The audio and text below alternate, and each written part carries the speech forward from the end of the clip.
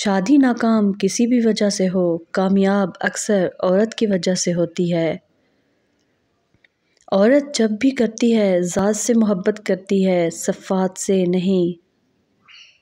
عورت کی وفاداری اس وقت پتہ چلتی ہے جب مرد کے پاس کچھ نہ ہو، اور مرد کی وفاداری اس وقت پتہ چلتی ہے جب مرد کے پاس سب کچھ ہو۔ حیا اور وفا اگر کسی عورت میں ہے تو اس سے بڑھ کر کوئی دوسری عورت خوبصورت نہیں ہو سکتی۔ دنیا میں کوئی بھی مرد آخری مرد نہیں ہوتا۔ عورت کی حیا اور وفا اسے آخری مرد بناتی ہے، مگر عورت کی سب سے بڑی بدقسمتی کہ وہ اسی نکتے پہ سب سے زیادہ مار کھاتی ہے۔ بچپن سے مرد کو یہ سکھایا جاتا ہے کہ مرد روتے نہیں ہیں، کاش یہ بھی سکھایا جاتا مرد رلاتے بھی نہیں ہیں۔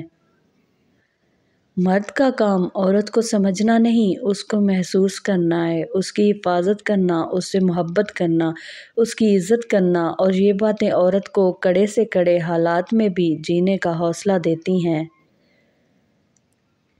عورت اگر ناقص العقل ہوتی تو اس کی گود پہلی درسگاہ نہ ہوتی۔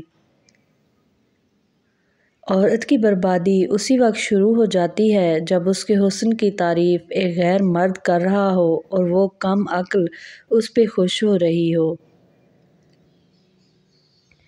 عورت کتنی بھی بہادر ہو، کتنا بھی ضبط کرنا جانتی ہو، مگر ایسی نظر ضرور چاہتی ہے جو دیکھنے سے ہی جان لے کہ آنکھیں تھکن سے لال ہیں یا ضبط سے۔